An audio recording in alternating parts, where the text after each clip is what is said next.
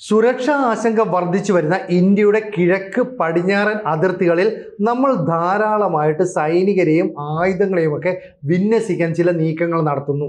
കൂടാതെ line of actual control, അതായത് ചൈനയുടെ അതിർത്തി മേഖലയിൽ അവർ വ്യോമ പ്രതിരോധ സംവിധാനങ്ങളൊക്കെ സജ്ജമാക്കിയിട്ടുണ്ട് എന്നുള്ള ഇൻ്റലിജൻസ് റിപ്പോർട്ട് പുറത്തു വന്നതോടുകൂടി നമ്മൾ അവിടെയും ആയുധ വിന്യാസം നടത്താനുള്ള നീക്കം ആരംഭിച്ചു. എന്ന് മാത്രവുമല്ല, 2 കപ്പലുകളിൽ നിറയെ ആയുധങ്ങൾ ഇസ്രയേൽ ഇന്ത്യയിലേക്ക് എത്തിച്ചുകൊണ്ടിരിക്കുന്നു. വളരെ പെട്ടെന്ന് ഇന്ത്യ ആവശ്യപ്പെട്ടതനുസരിച്ചാണ് ഇത്തരമൊരു ആയുധം ഇവിടെ എത്തിച്ചത്. നമ്മുടെ പ്രതിരോധ മന്ത്രിയായിട്ടുള്ള രാജ്നാഥ് സിംഗ് അധ്യക്ഷനായിട്ടുള്ള ഡിഫൻസ് അക്വിസിഷൻ കൗൺസിൽ വളരെ പെട്ടെന്ന് ഇസ്രയേലിനോട് കുറേ ആയുധങ്ങൾ വേണമെന്ന് പറഞ്ഞു. പ്രത്യേകിച്ച് മിസൈലുകളും അതുപോലെ തന്നെ പിനാക്ക റോക്കറ്റ് ലോഞ്ചിങ് സിസ്റ്റത്തിൽ ഉപയോഗിക്കാൻ കഴിയുന്ന ആയുധങ്ങളുമാണ് വേണ്ടത്. അത് വളരെ പെട്ടെന്ന് ഇവിടേക്ക് എത്തിക്കുന്നു. എന്താണ് ഇത്തരം ഒരു നീക്കത്തിന് പിന്നിൽ? ആരെയും അത്ഭുതപ്പെടുത്തുന്നു. നമുക്കറിയാം, 2020 മുതൽ 24 വരെയുള്ള കാലഘട്ടത്തിൽ ഇസ്രയേലുമായിട്ട് ഏറ്റവും അധികം ആയുധ വ്യാപാരം നടത്തിയ രാജ്യങ്ങളിലൊന്ന് ഇന്ത്യയാണ്. മാത്രമല്ല, ഇസ്രയേലിൻ്റെ ടെക്നോളജി ഉപയോഗിച്ച് മിസൈലുകൾ നമ്മൾ നിർമ്മിക്കുന്നു. അത്തരത്തിൽ മിസൈലുകളും ആയുധങ്ങളും ഒക്കെ നമ്മുടെ കയ്യിൽ ഉണ്ടായിട്ടും എന്തിനാണ് GPS ജാമിങ്ങിനെ പോലും അതിജീവിക്കാൻ കഴിയുന്ന മിസൈലുകൾ ഇപ്പോൾ ഇന്ത്യ വാങ്ങിച്ചു കൂട്ടുന്നത്? വലിയൊരു ആശങ്ക ഉയർത്തുന്ന കാര്യമാണ്. ഇന്ത്യൻ എയർഫോഴ്സ് ഇസ്രയേലുമായിട്ട് ഇപ്പോൾ $8.7 ബില്യൺ ആയുധ കരാറിൽ ഒപ്പുവെച്ചു. 2026 ഏതാണ്ട് ജൂൺ മാസത്തോടു കൂടിയാവും ഈ കരാർ നിലവിൽ വരിക. പക്ഷേ അതിനു മുമ്പ് ഈ ജനുവരിയുടെ തുടക്കത്തിൽ തന്നെ ഇസ്രയേലിൽ നിന്ന് വൻതോതിൽ ആയുധങ്ങൾ ഇന്ത്യയിലേക്ക് എത്തുന്നു. പ്രത്യേകിച്ച് റാംബറ്റ് air to surface missile, spice bomb 1000 എന്ന് പറയുന്ന bomb, air launched ballistic missile, ice breaker missile system തുടങ്ങിയവയാണ് നൽകുന്നത്.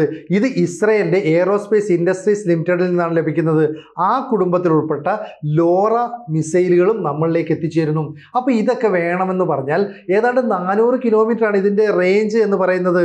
ഇതുകൂടാതെ ഏതാണ്ട് 100 കിലോമീറ്റർ വരുന്ന ലോയിറ്ററിംഗ് യുദ്ധോപകരണങ്ങളും നമ്മൾ വാങ്ങുന്നുണ്ട്.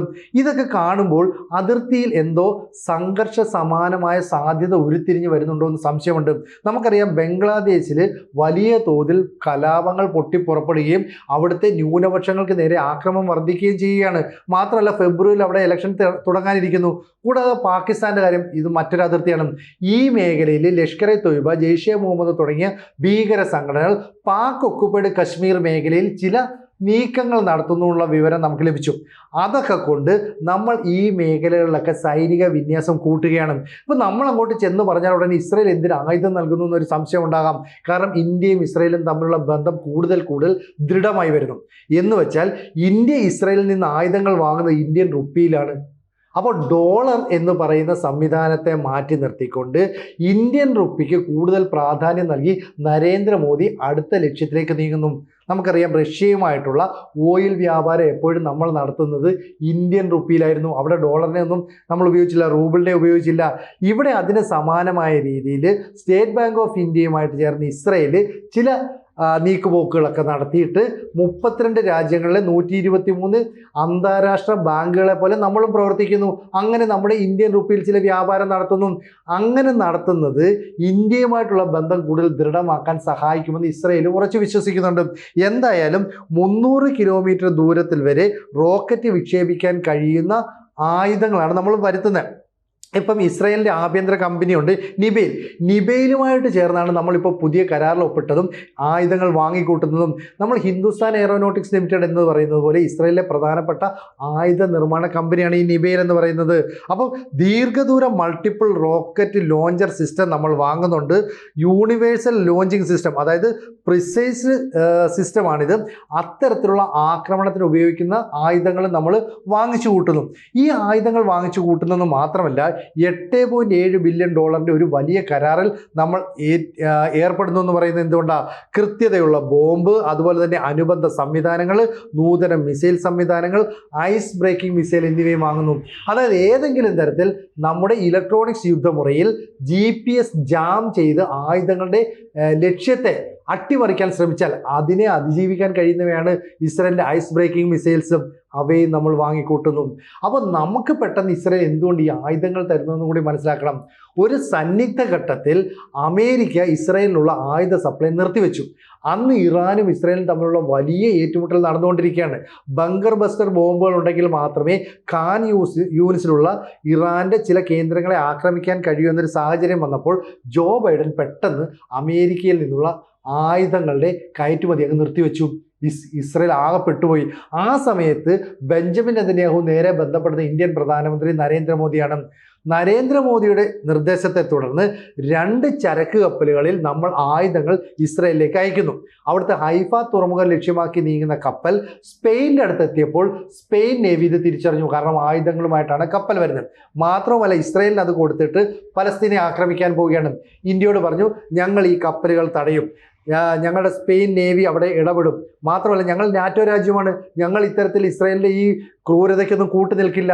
ഇന്ത്യ ഒന്നും മിണ്ടിയില്ലെന്ന് മാത്രമല്ല സ്പെയിനിലെ ഒരു തുറമുഖത്ത് പോലും കപ്പലെടുക്കാതെ കൃത്യമായിട്ട് ഹൈഫ തുറമുഖത്ത് എത്തിച്ചു. അവിടേക്ക് ആയുധങ്ങൾ ഇസ്രായേലിന് കൈമാറുകയും ചെയ്തു. അങ്ങനെയാണ് ഇസ്രായേൽ അന്ന് ഇറാനുമായിട്ടുള്ള യുദ്ധം കൃത്യമായിട്ട് മുന്നോട്ട് കൊണ്ടുപോയത്. കാലങ്ങൾക്ക് ശേഷം ബെഞ്ചമിൻ നെതന്യാഹു പറഞ്ഞു, ഒരു നിർണായക ഘട്ടത്തിൽ ഇന്ത്യയാണ് ഞങ്ങളെ സഹായിച്ചതെന്ന്. ഇവിടെ ഇപ്പോൾ എന്താണെന്ന് വെച്ചാൽ ബെഞ്ചമിൻ നെതന്യാഹു ഇന്ത്യ സന്ദർശിക്കാനായിട്ട് ചില നീക്കങ്ങൾ നടത്തുന്നു. കഴിഞ്ഞ ഡിസംബറിൽ വരാനിരുന്നതാണ്. അന്നാണ് ചില ഡോക്ടർമാരുടെ നേതൃത്വത്തിൽ ഡൽഹിയിൽ വലിയ സ്ഫോടനമൊക്കെ നടന്നേ. ആ സ്ഫോടനത്തിൻ്റെയൊക്കെ സമയം കഴിഞ്ഞ് പതുക്കെ ഇന്ത്യ അതിജീവിച്ച് അടുത്ത നീക്കത്തിലേക്ക് പോകുമ്പോഴാണ് ഈ ബെഞ്ചമിൻ നെതന്യാഹു ഇന്ത്യയിലേക്ക് വരാനായിട്ടുള്ള നീക്കം നടത്തുന്ന വിവരം പുറത്തു വരുന്നത്. അങ്ങനെ നിബെയിൻ എന്ന് പറയുന്ന ആയുധ നിർമ്മാണ കമ്പനിയും ഇന്ത്യയിലെ ഹിന്ദുസ്ഥാൻ എയറോനോട്ടിക്സ് ലിമിറ്റഡും സംയുക്തമായിട്ട് ചില ടെക്നോളജി കൈമാറ്റമൊക്കെ നടത്തുന്നു. കാരണം നമ്മുടെ മാൻ പവർ കൂടുതലുള്ള രാജ്യം ഇന്ത്യയാണല്ലോ. അതുകൊണ്ട് ഇസ്രായേൽ ഇനി കൂടുതൽ ആയുധങ്ങൾ, മിസൈലൊക്കെ തന്നെ ഇന്ത്യയിൽ നിർമ്മിക്കാൻ തീരുമാനിച്ചു. ഇതുകൂടാതെ ഓപ്പറേഷൻ സിന്ദൂരിൽ നമ്മൾ ഉപയോഗിച്ച വ്യോമ പ്രതിരോധ സംവിധാനവും മിസൈലുകളും ഒക്കെ കണ്ട് അവ വാങ്ങാനും ഇസ്രായേൽ തീരുമാനിക്കുന്നു. അപ്പോൾ ഇരു രാജ്യങ്ങളും തമ്മിലുള്ള ആയുധ വ്യാപാര കരാറിൽ ബന്ധം കൂടുതൽ ദൃഢമാകാൻ പോകുന്നു എന്നതിൻ്റെ ചില ഉദാഹരണങ്ങളും വരുന്നുണ്ട്. അപ്പോൾ ഇസ്രായേൽ ഡിഫൻസ് ഫോഴ്സിനെ സംബന്ധിച്ചിടത്തോളം ഇന്ത്യക്ക് എന്തെങ്കിലും ഒരു പ്രശ്നം ഉണ്ടായാൽ നേരെ ആയുധങ്ങളും സൈനികരും ഒക്കെ ആയിട്ട് ഓടി ഇങ്ങോട്ടേക്ക് വരും. നമുക്കറിയാം പഹൽഗാം ആക്രമണം നടന്ന സമയത്ത് ഈ ഓപ്പറേഷൻ എങ്ങനെ നടന്നു എന്നറിയാനായിട്ട് ഇസ്രായേൽ ഡിഫൻസ് ഫോഴ്സിൻ്റെ പ്രത്യേക അന്വേഷണ സംഘം അവിടെ എത്തി. കാരണം ഹമാസ് ഇസ്രായേലിനെ ആക്രമിക്കുന്നത് പോലെയുള്ള മോഡസ് ഓപ്പറാൻഡി ആണോ ഇവിടെ ഉപയോഗിച്ചത്, ഇത് കണ്ടെത്താനായിരുന്നു. ഇത്തരത്തിലുള്ള ചില ഇൻ്റലിജൻസ് റിപ്പോർട്ടും ഇന്ത്യക്ക് നൽകി. അങ്ങനെയുള്ള ഇന്ത്യ ആവശ്യപ്പെട്ടാൽ ഇസ്രായേൽ വളരെ പെട്ടെന്ന് ആയുധങ്ങൾ ഇവിടെ എത്തിച്ചു നൽകും. അപ്പോൾ ഇന്ത്യയുടെ കിഴക്ക് പടിഞ്ഞാറൻ അതിർത്തിയിൽ സംഘർഷ സമാനമായ ചില സാഹചര്യങ്ങൾ ഉരുത്തിരിഞ്ഞു വരുന്നു. കൂടാതെ പാകിസ്ഥാനും ബംഗ്ലാദേശും എന്തൊക്കെയോ കാര്യങ്ങൾ ആസൂത്രണം ചെയ്യുന്നു. ഇതുകൂടാതെയാണ് ഇപ്പോൾ നമ്മുടെ ലൈൻ ഓഫ് ആക്ച്വൽ കൺട്രോളിൽ നൂതന വ്യോമ പ്രതിരോധ സംവിധാനങ്ങളുമായിട്ട് ചൈനയും തയ്യാറെടുക്കുന്നു. അതുകൊണ്ടൊക്കെയാവാം ഇസ്രായേലുമായിട്ട് ചേർന്ന് ഇന്ത്യ പുതിയൊരു നീക്കം നടത്തുന്നു. ഇന്ത്യ ആവശ്യപ്പെട്ടതനുസരിച്ച് ഇസ്രായേൽ ആയുധങ്ങളടങ്ങിയ 2 കപ്പലാണ് ഇന്ത്യയിലേക്ക് അയച്ചിരിക്കുന്നത്. ചുരുക്കം പറഞ്ഞാൽ ഓപ്പറേഷൻ വളരെ പ്ലാൻഡ് ആണ്. ഒരു പക്ഷേ ഓപ്പറേഷൻ സിന്ദൂറിന് സമാനമായ രീതിയിൽ മറ്റൊരു നീക്കം ഇന്ത്യ നടത്തുന്നുണ്ടോ എന്ന് സംശയിക്കേണ്ടിയിരിക്കുന്നു. എന്തായാലും പ്രതിരോധ വിവരങ്ങൾ, പ്രതിരോധ രഹസ്യങ്ങളെല്ലാം തന്നെ തുറന്നു പറയുന്നതല്ല, അതെല്ലാ കാര്യങ്ങളും എല്ലാ രാജ്യങ്ങളെയും അറിയിക്കുന്നതുമല്ല.